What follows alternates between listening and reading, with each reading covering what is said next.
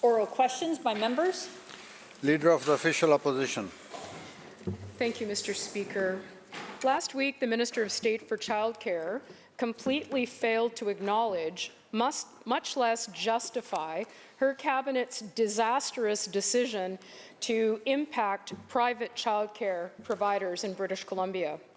Sandra Christian of Creative Kids Learning Centres runs infant and toddler programs, full-day childcare camps, and extended preschool programs at 8 locations in Surrey, Langley, and Chilliwack.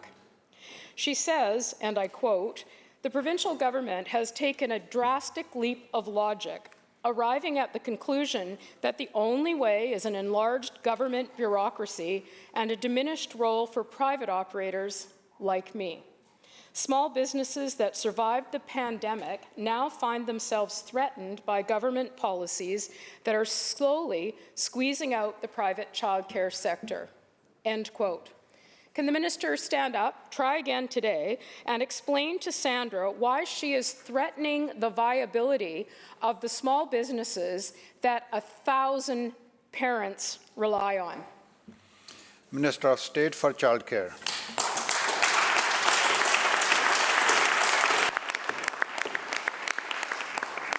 Thank you so much, Honourable Speaker, and I thank the member opposite for the question. And I always want to emphasize the importance of all childcare providers in this province, whether they are nonprofit, for-profit, Indigenous, local government, school district-run childcare.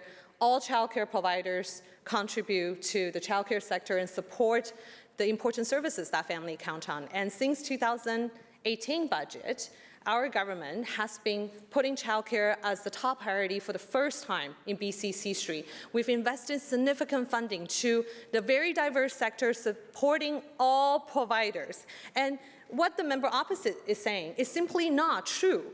Let me be clear. For-profit providers will continue to receive operating grant, fee reductions, wage enhancement, and also funding to support and maintain their services. No childcare is under threat. What we're doing really is to learn what we've learned from the past 4 years, is that families want childcare that can become long-term community assets, and we have so much strong interest from local government, from school district, from Indigenous communities that wants to partner with us, and that is what we're doing, while the other opposition voted against our childcare plan and our budget every single step of the way.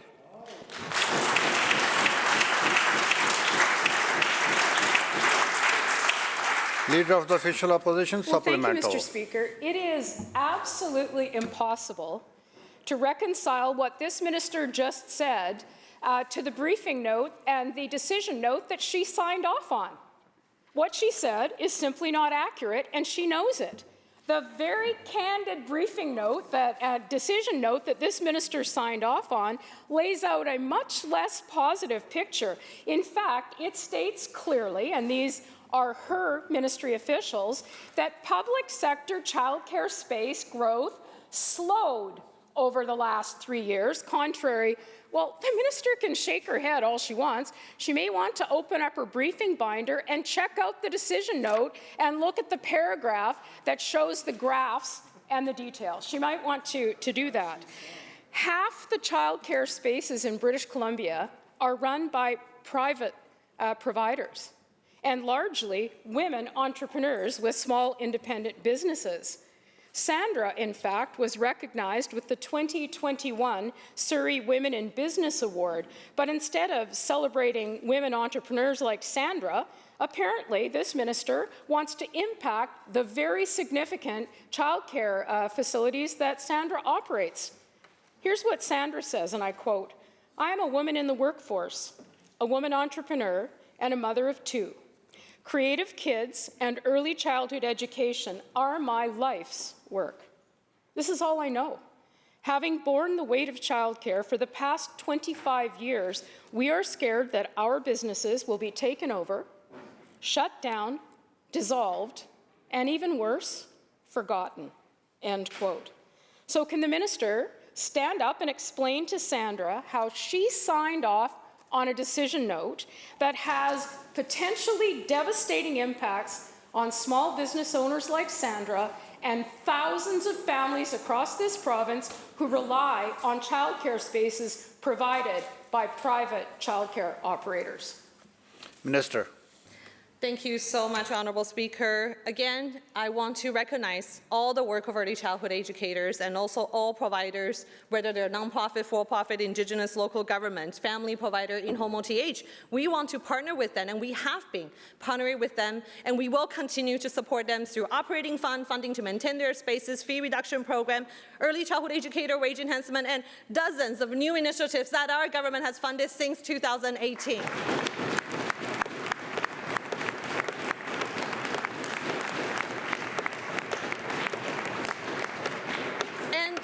I would like to say, for example, our fee reduction program that currently has over 93% of providers joining our program, including for-profit provider, is a huge success of how our childcare investment has benefited the sector. And the fact that the opposition member is waiving this decision note that was actually shared in the Canada-wide agreement in the summer when the Premier and Prime Minister Justin Trudeau both saying that publicly that we are going to prioritize funding into public nonprofit spaces. This is not a secret. This decision was shared widely. Members, come to order. Was not watching the news at the time, as we are negotiating the first national childcare plan started by the NDC.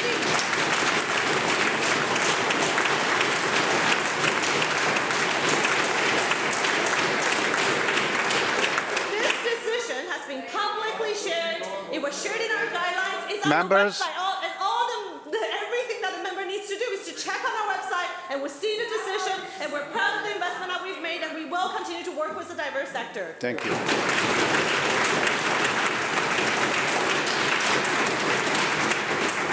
Member for West Vancouver, Capilano.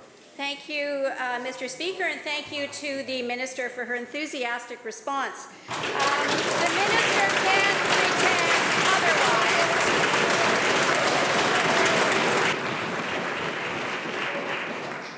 Misguided enthusiasm. The Minister can pretend otherwise, but the FOI documents are crystal clear that this NDP government doesn't support private childcare and are making them unviable. Tammy Rayburn of Wiggles and Giggles Group Daycare in Fort St. John read this decision note that the minister has the minister's signature on it. And this is what Tammy says. This is what Tammy says. This is not my words. This is Tammy. This is extremely disappointing. We, like many others, have invested our livelihood into supporting families with childcare, and it's clear the NDP don't care about that, end quote.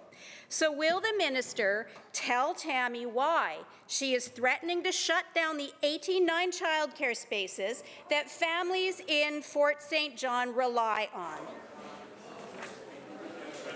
Minister of State for Childcare. Thank you, Honourable Speaker. And again, our government has been partnering with the very diverse sector. We have increased funding significantly and not cutting any funding. This is a historical time in our province that we are working with the federal government on a national child care plan. We're working with local government, school district, Indigenous communities to look at how can we utilize current public existing spaces to create good quality childcare that will become long-term community assets. And we are continuing to partner with family providers through our startup funding that will continue to create many, many spaces with small business people. We are continuing this work while the other side of the house continue to create confusion and fear that's unnecessary to this sector that has been struggling for years under their watch when they were in government for 16 years with a lack of support. And just to give the member an example, while they are criticizing and talking about childcare, which is a nice surprise after their years of neglect. Thank you.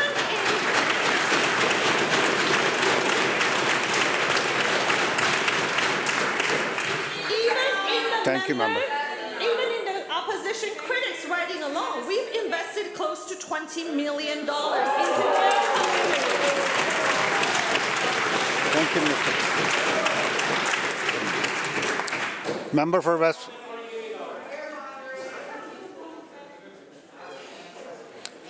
West Vancouver, Capilano. Thank you, Mr. Supplemental. Speaker. The more accurate picture is that this NDP government promised to deliver 22,000 childcare spaces by year 3. But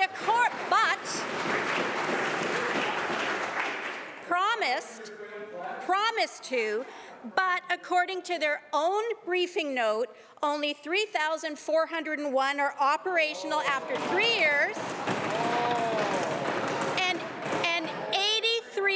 83.7% of those have been opened by private providers.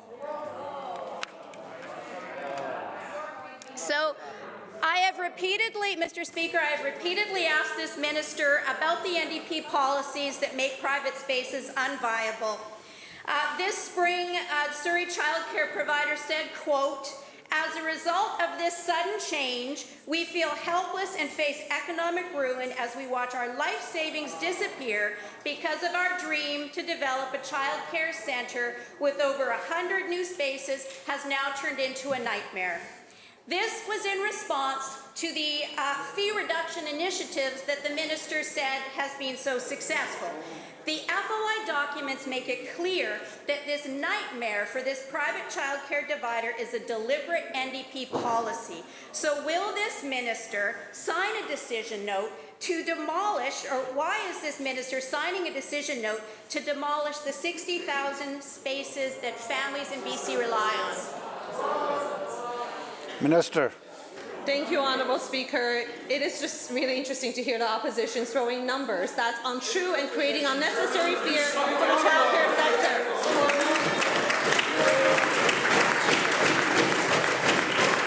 And let me correct the members' Members will come to order now. Let me correct the members' numbers. This is the fastest space creation BC has ever had since 2018.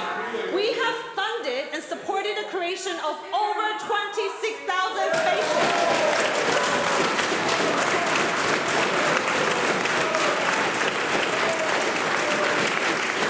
And around those spaces, over 6,000 of them have been coming in operation, and most of them will be in operation in the coming year.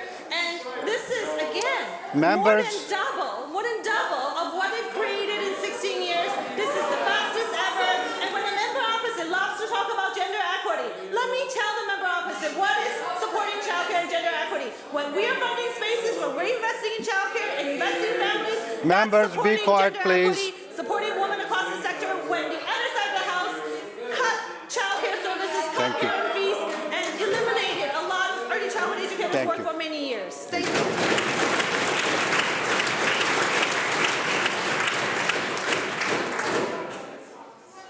Members, let's listen to the questions and also the answer, please.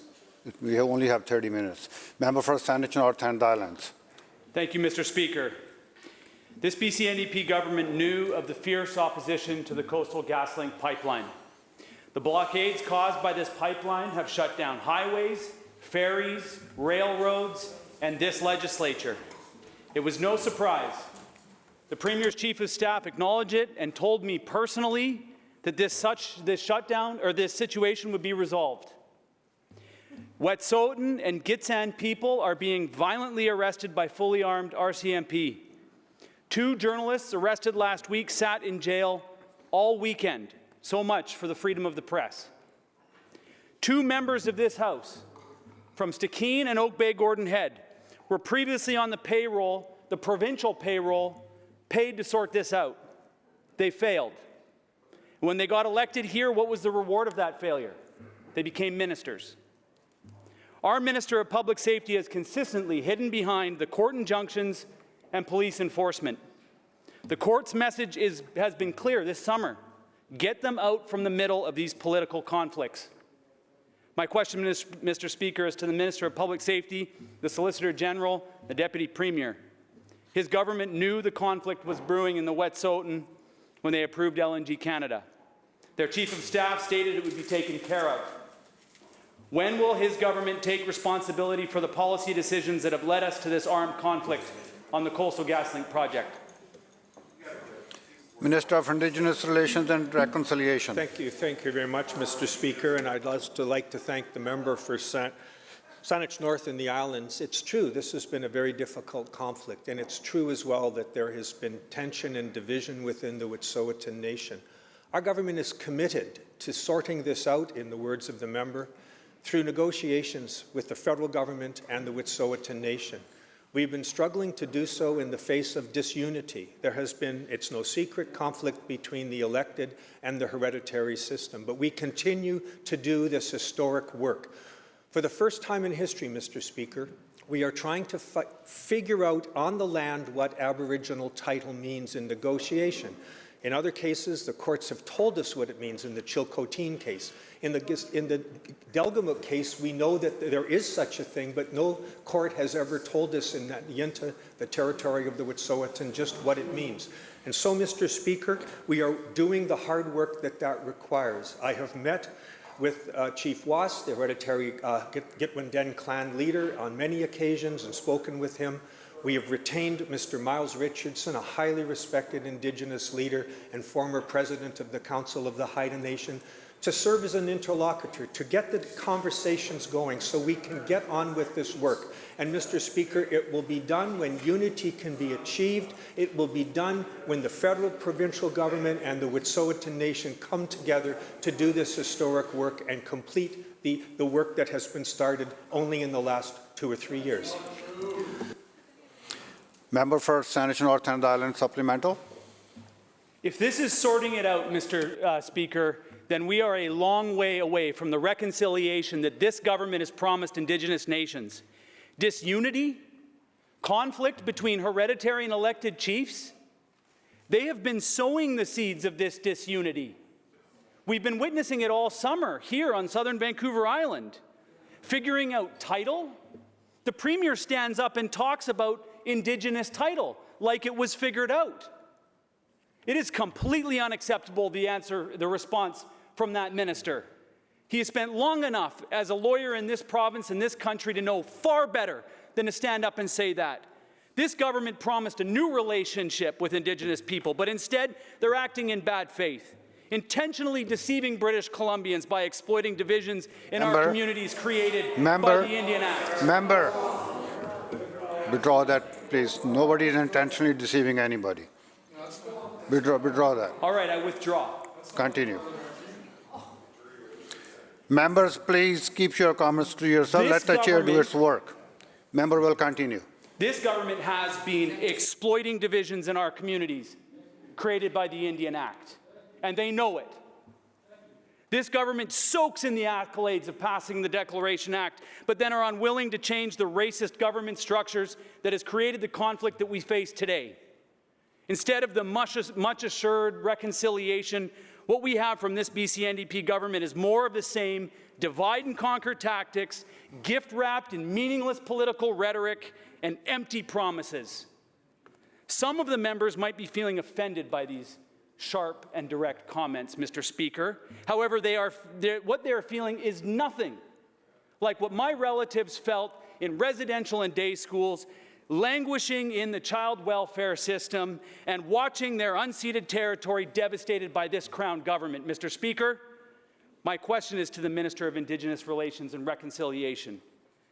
These relationships are his responsibility, and he suggested last week it was months since he talked to the people up there. In the last month, what specific actions has this minister taken to address the long-standing conflict over the coastal Gaslink pipeline in the Wet'suwet'en territory? Minister. Thank you, member. I find the harsh rhetoric absolutely unhelpful in this important historic work. To talk about bad faith, Mr. Speaker, to suggest that we have done nothing, I have spoken with Chief Was on several occasions. I have talked to my federal counterpart. I have engaged Miles Richardson. I have been in the territory to meet the elected and the hereditary leaders in early September. I continue to work with a non-Indigenous group of people in the community who are likewise committed to getting on with this historic work. We have provided $7.22 million to get the unity work done, which the Wet'suwet'en Nation itself acknowledges is critically required. We have provided $1.23 million to create a a seat of government for the hereditary nation, the Wet'suwet'en Nation at Lake Kathleen School near Smithers. Mr. Speaker, to suggest that we have been idle seems to me greatly deceives this House. Mr. Speaker, I reject that this government is responsible for sowing the seeds of disunity when everything we have done is to try to achieve that unity.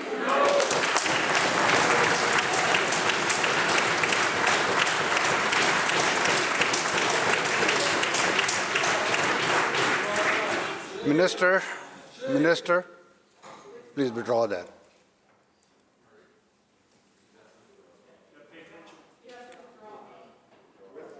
Withdraw what words you used. I'm sorry, Mr. Speaker. Deceiving you, the word you used.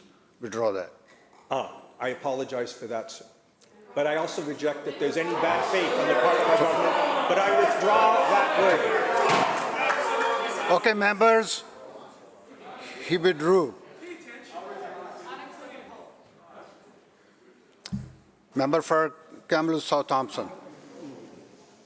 Thank you very much, Mr. Speaker. In light of last week's floods, there is a significant amount of major repair work that needs to be done, a lot of which is underway on our roads and highways around the province of British Columbia. This work needs to be done quickly, and it needs to be done as cost-effectively as possible for British Columbia's taxpayers. So my question to the Minister of Transportation is this: can he confirm whether or not the NDP will impose their discriminatory union-only labour scheme on these major highway repair projects? Minister of Transportation. Thank you very much, Mr. Speaker, and thank you to the member for the question, because he's quite right. Every member of this House, the priority of this House in its entirety should be the rebuilding of communities that sustained damage in the worst flood we've ever had in over a century. And the calls that we are getting, the coordination we are doing as a government, from contractors, union, non-union, what have you, to get to work rebuilding British Columbia, the enthusiasm and the support they have is nothing short of inspirational and overwhelming, Mr. Speaker. So what our job to do as a government is to procure things as quickly as possible, get roads in working condition. That's what we've done for the past week. That's what people have done around the clock, in horrible weather, under very difficult circumstances and conditions, sacrificing themselves so that other British Columbians who are stranded can get home, and that's what happened last week. So we will work quickly on a procurement model that works to restore British Columbia's supply lines. That's what we're doing. We have a bilateral table with the federal government on exactly that. I've given an update to the province just this morning about supply lines that may come back into functioning good order, including rail connection to the rest of Canada. That is our #1 priority, Mr. Speaker, is fixing roads that have sustained heavy, heavy damage in the worst flood episode we have ever had in 100 years.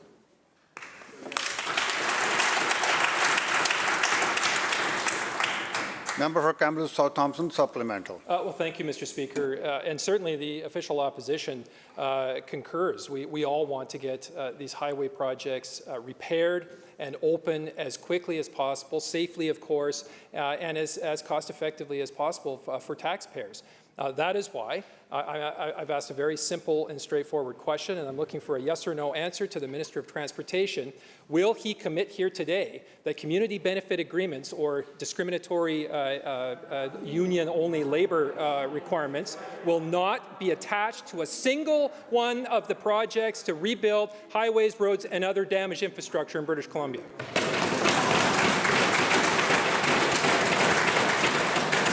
Minister. You know, Mr. Speaker, if I were being charitable, I'd be saying, you know, the time for that question isn't now. At a time when union, non-union, what have you, every contractor in the province of British Columbia wants to help rebuild this province, this member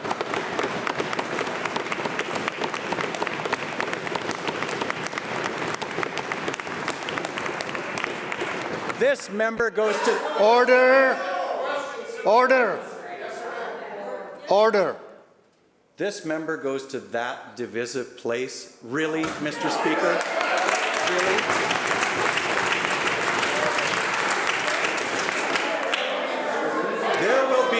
There will be billions of dollars to repair infrastructure in British Columbia. There will be a partnership with the Government of Canada to do that. We will work with local governments. We will work with contractors. We will work with workers' organizations and the BC Road Builders Association that represents every aspect of the industry, and that's what we're working on right now, Mr. Speaker.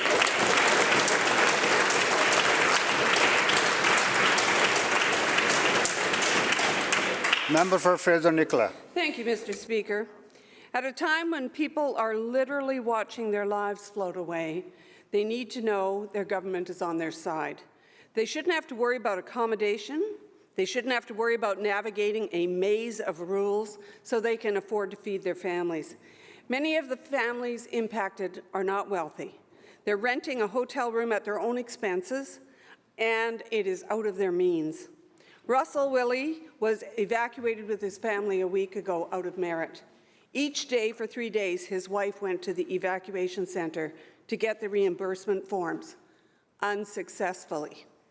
When she went back to the center, she was informed that we would not receive reimbursement for the previous 4 nights because we did not have our forms. As we are paying for our room and my wife's parents' room, this is quite a sum of money. First, no warning of the threat, then no support to deal with the aftermath. This falls completely at this government's feet. Can the minister commit today that people who have fallen between the cracks will get the support they need, not just for the first 3 days, but for as long as it takes to bring them home? Minister of Public Safety. Thank you, Honourable Speaker, and I appreciate the question from the member. And I can fully understand the angst and the anxiety that people who've been evacuated would have in this situation. And I think all of us want to do everything we can to make sure that they are fully supported.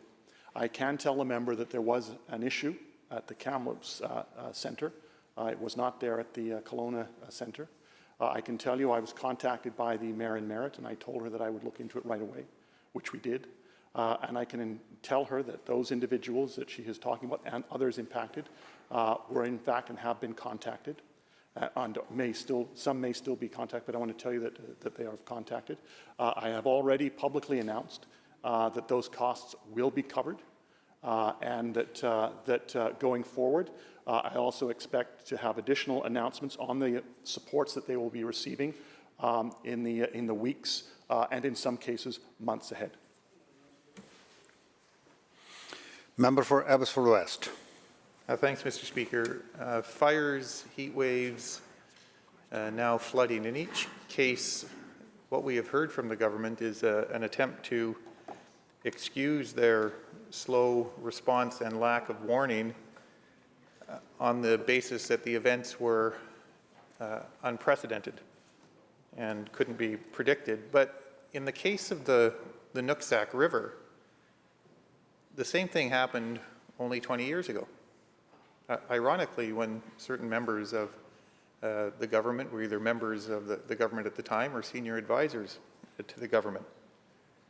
There have been a whole host of studies from the Auditor General, from the Ministry of the Environment just last year, Fraser Basin Council, and still, Mr. Speaker, the government seemed to be caught off guard by the torrent of water that flowed north from the Nooksack River, and as a result, failed to give the same warning to people on Sumas Prairie that the folks on the other side of the border received. There's another, we're told, there's another atmospheric river on the way at a time when the dikes are already weakened and compromised. What changes have been made? What assurance do the people in that part of British Columbia have that there is a proper protocol in place, that there are proper liaison in place with officials in Washington State, so that the people, the farmers on Sumas Prairie, can be assured that if the same thing happens again and the Nooksack turns north, they will receive the same warning that they didn't get, the same warning that people in the U.S. received and they didn't get last week. Minister of Public Safety. Thank you, Honourable Speaker, and I thank the member for that question. And there were a number of points in there that I will try and address. On the issue of the Nooksack River, that is a joint regional issue, to be sure. It is a complicated issue. The member mentions 20 years ago. 20 years ago, and they sat on this side of the House, and I'm not making that comment in an aspersive remark, but rather to illustrate there is no simple solution in terms of the Nooksack River. If there was, I expect that would have been in place by now. It is a very complex situation involving all kinds of issues around drainage and where communities are located. What I can tell the member is that when the Premier met recently with Governor Inslee, there was a recognition that we need to find a way to deal with some of these particular issues. I have mentioned this with Minister Blair at the federal level as well, because I expect that we're going to have the involvement of the federal government along with the US federal government as well in dealing with some of these cross-border challenges when they come to climate. Very quickly, in terms of the issue around the atmospheric river, a term which I think is new to most of us in this House, the federal government, and when I spoke with Minister Blair, has indicated that work is underway in Environment Canada in terms of putting in place a ranking system similar to what they have in the US that will allow us as a government to, at the provincial level and the local level, to have a better understanding of the nature and the strength of these atmospheric rivers, which will allow us to be much better prepared in what needs to be done. And I will give just a quick example. The one that was looked at prior to the House over the weekend was the one coming over the North Coast, where they were talking about, and they just said atmospheric river, I was briefed on, and that we were looking at potentially 200 to 300 millimeters of rain, a significant amount. Over the weekend, that changed to where today it is 50 to 70. I think that illustrates some of the variability that occurs in the weather, but a ranking system will help significantly, and I appreciate the question from the member. The bell ends the question period.